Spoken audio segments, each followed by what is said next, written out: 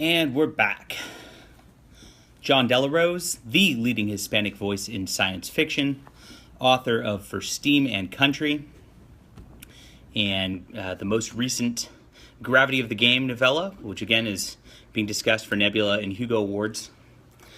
I got a lot going on at the moment. I mean, this has been a crazy couple of days. We got some fun stuff going on. I mentioned Taylor Swift in the title. I'm not going to go off too much about Taylor Swift. Maybe I might only talk about Taylor Swift. You never know. But in about 8 minutes here, her Reputation Tour 2018 tickets go on sale, and I'm kind of just monitoring my computer right now, waiting for that to happen. I'm going to buy my tickets while talking to you guys, so we'll see how good we get. Depending on what happens here. We'll see if this thing sells out in like 2 seconds. This she's killing it. So, and she kills it by not caring what people think, right? I mean, she cares what people think. I mean, it's a fine line. It's a marketing strategy, right? Like her, I don't care. The haters can suck it. They can go away. I'm not gonna do anything differently in my life because of them. I'm just going to do what I'm going to do. It's a marketing strategy, right? Partially, and it's one that exudes confidence, right? And it's definitely one that I'm also following in my author career path. So it's something I gravitate towards, and I respect, and I appreciate that she's very successful at it. And in fact, I want her to be successful at it because it is a predictor of my success with the same strategy as this goes on. But yeah, last night was interesting. I'm just going to touch on the Roy Moore thing real quick. At the end of the day, I don't want to be like a political commentator, so I'm going to try not to like go all in on that sort of thing as much as I can. It's hard, guys. I mean, I won't lie. Every time you talk about one of these political topics, the views go like this, and the blog traffic goes like this. The clicks on Twitter go like this. The metrics are that I should just be doing that full time and not caring so much about science fiction. But I care about science fiction and comics and all that a lot more than that sort of thing. So that's where my passion's at. That's what I'm going to stick to for the most part. Last night was a little bit of a disappointment, and we saw that basically what happened was the establishment elites got together with the media, and the combination of the two does mean that they can defeat a sort of a flawed populist candidate, I guess, is what that means. So I don't think it does anything for the momentum of our movement. I don't think it does anything in terms of the culture overall.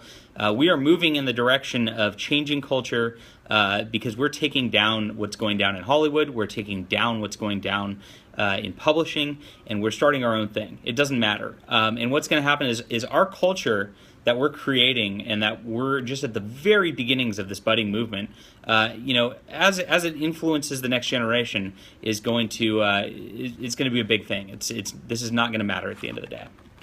I think Vox said it best on his blog this morning. Let me pull this up. He said, all this new tripartite alliance accomplished was to alert millions of Americans that Republicans and Democrats are a single bifactional ruling party whose interests are diametrically opposed to American interests. And I think that's very true. So I'll leave that at that, because I'm actually more interested in what's going on with Moira Greyland. Now, if you don't know the name Moira Greyland, she's a musician. She's an incredible harpist. I mean, just beautiful, beautiful harp music. And she's also a great singer. And I'm a big fan of her. And I'm a big fan of her personally too. She's a very, very committed Christian woman, a person who does good work. Moira Greyland, again, that's Moira Greyland, Greyland. It's in the title here, and she just released a book today, and I definitely, it hurts my heart to think about everything she went through. It's terrible. I don't even want to read it. I bought it. I'm going to attempt to read it. We'll see how it goes. But I want to know what happened with her. She is the daughter of Marion Zimmer Bradley. Marion Zimmer Bradley is a science fiction writer, who really championed feminism, kind of went off in the, weird divergent sexual lifestyle that a lot of these people do in the entertainment industry. and people applauded her the entire way. They said she was brave. They said she was the best, and she wrote good books. I mean, let's not just lie. I mean, she definitely wrote good books. But she was the poster child, the poster woman for this entire movement that the SJWs have now changed over to in their sort of control of culture. And she also had the same skeletons in the closet as pretty much everybody else in this movement seems to have. If you look at it, I mean, let's not mince words here. If you're championing, if you're championing just complete debaucherous, hedonistic sexual things, and all the SJWs do this. If you go to the conventions, I mean, look. When I was blackballed from Baycon, I've gone to Baycon for several years. I would walk the upper floors and all that. They would have like they seriously had sex parties, dungeons set up where people could whip on each other and things like that. I mean, it was debaucherous, awful stuff, and it's there. Is it every single one of these conventions, at these science fiction conventions? Some of them actually put it on their programming. They actually put official programming of the lifestyle and things like that. And sometimes even the programming itself is explicit about it. And it's like, oh my gosh, you can't even bring children to these sort of things at all. You can't even bring them. And in Moira's story, you'll find out why. I mean, so Moira, it's disgusting. It's disgusting and degenerate. There's no reason to have any of that. All it does is it gets these kind of weird freaks in there. And there's there's 50, 100 of them. I remember my first Baycon. I brought my wife because I bring my wife to everything. Bring my wife to everything. Always bring your wife to everything. Do not ever go into these situations without your wives. I guarantee you, just life advice right there. But I brought my wife, and we're just walking through the hotel room. We hung out. We saw an author I liked, and chatted with her for a bit. She's great. And we walked down to the main bar area, and there was literally a girl in just full tight spandex. I wouldn't say I don't know, not an attractive person. Let's put it that way. Full tight spandex, had a collar around her neck with a leash on it, and another woman in full tight spandex was just yanking on her, kicking her, pulling her around, and just degrading her and humiliating her in front of everybody else. It was disgusting.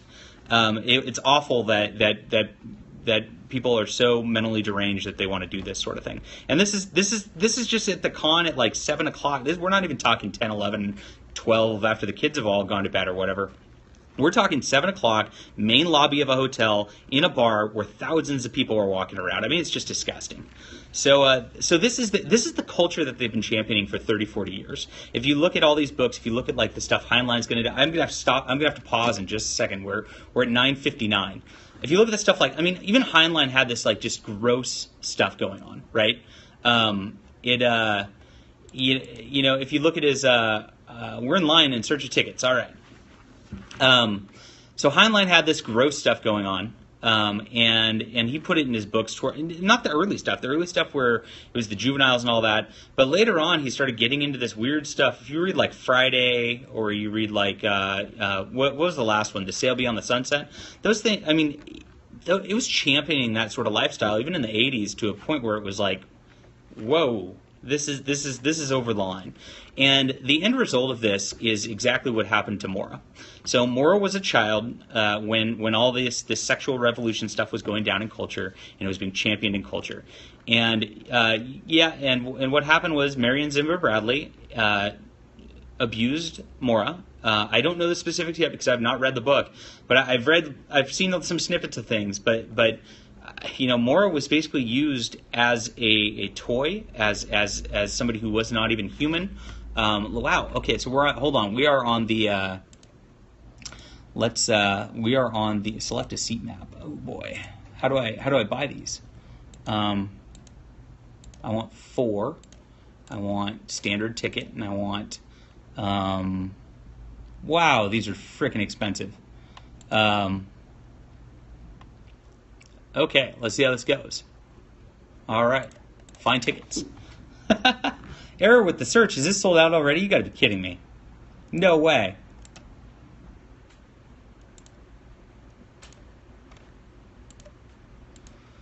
Wow. Okay. No, I literally just clicked on this thing. It's 1 minute. Is it really sold out? An error. I don't know if it's sold out.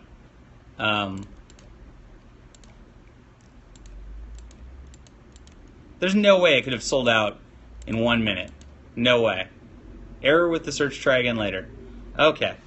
I don't know what to do with this. I'm going to try a different browser and see if this works. And then, oh man. So sorry to interrupt that very deep, intense sort of story right there with my Taylor Swift ticket woes. Taylor Swift. All right. Levi's Stadium. Let's try this on a different browser, see if this works. I want 4, and I want a standard ticket, best available. Find tickets. All right. So the 400s. Oh my gosh, you got to be kidding me. No. Let's go to the 100 level. Let's see what we got. Wow. Okay. Well, this is interesting. I'm going to kind of just give up on this for the moment. We'll figure this out later. All right. So I failed in getting Taylor Swift tickets, but I'll figure that out later. You know, I think these things like scalpers kind of get in on these things a little too much. And yeah, sure. Come on out to Santa Clara. Come to the Taylor Swift show with me. I think scalpers get in on these things right away, and I think they're set up with bots to buy these things, and it just screws things. But what can you do? What can you do? So yeah, I mean, what happened was, I mean, these people used Moira, abused Moira as basically a toy for their own disgusting pleasures, and you know, apparently Marion Zimmer Bradley, you know, carted her around, let her lovers have their way with her. I mean, just disgusting stuff. And you know, I honestly, I don't want to get too intense on the details over this. I can't. You know, just having read part of the forward here, it's just disgusting. So I don't know. That's what we're fighting against at the end of the day. And the reason we're here, the reason that we're doing what we're doing, is because that culture is toxic. That culture is destructive. It's not just that it's some people who are mean to us. It is that too. That exists too. It is a clique of these people who are in control of these institutions, who are just awful to anybody who's not in the clique. There is that aspect of it, and it is high school, and it's sometimes worse. I mean, if you saw what happened to me yesterday, where it's a copy editor who works for a big company. She works for Shauna McGuire, works for Chuck Wendig, all the big people, right?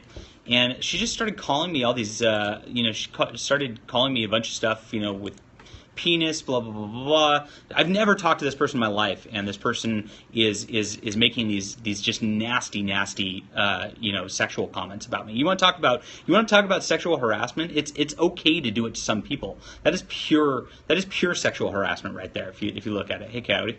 And this person, I'd never talked to this person in my life, and I'm like, why are you doing this? And then she's like, ha ha, I got his attention, and now he's got the mute button. It's like they're proud of their just disgusting behavior, and that's what this has come to. They are proud of their disgusting behavior, and this started in right, probably true.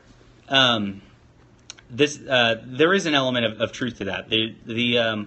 I have a sort of theory about the SJW behavior, because they kind of all are, you know, I don't want to be too on the shallow end of things, but let's just look at this from a socio-hierarchy perspective.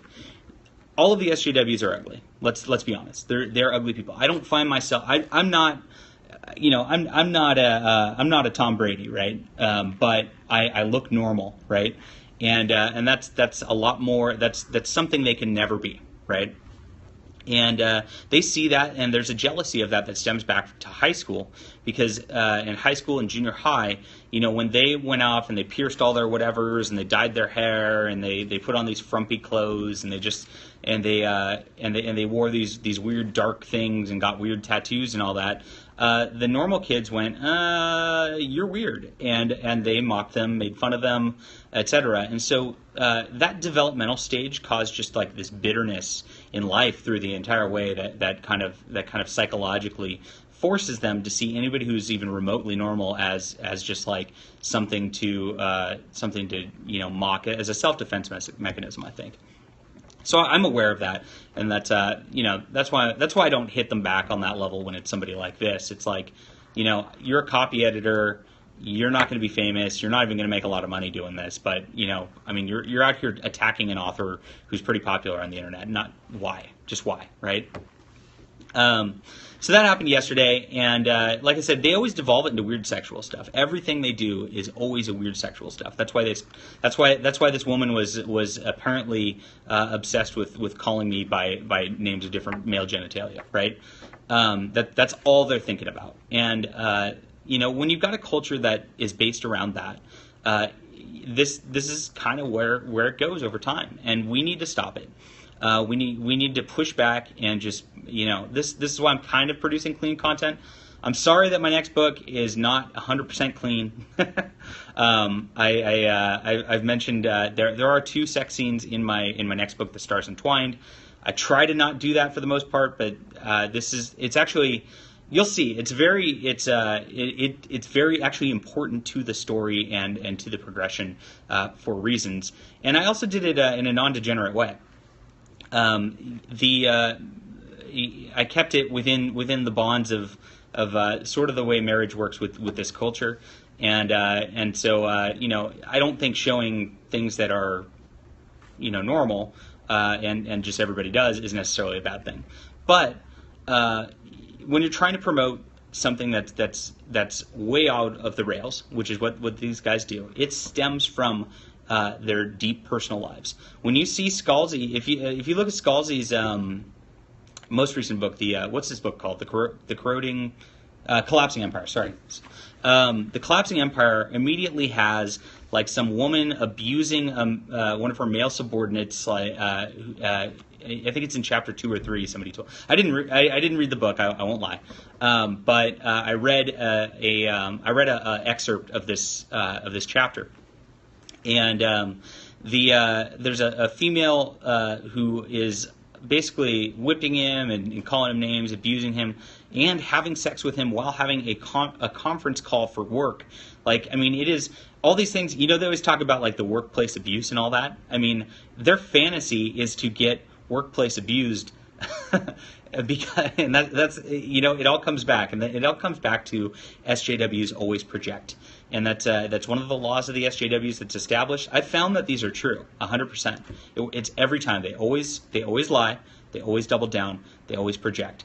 And so when you see these people like Marion Zimmer Bradley, who are champions of all this culture, and we're champions of all this toxic culture, it's because it stems from a deep destructive personal life. And they're not living healthy, they're not living good, and this is why we need to push content that is suitable for people, that can make people's doesn't warp people's minds, and push content that's actually that actually is supportive of the real moral base for everything that created our society, which is Christianity.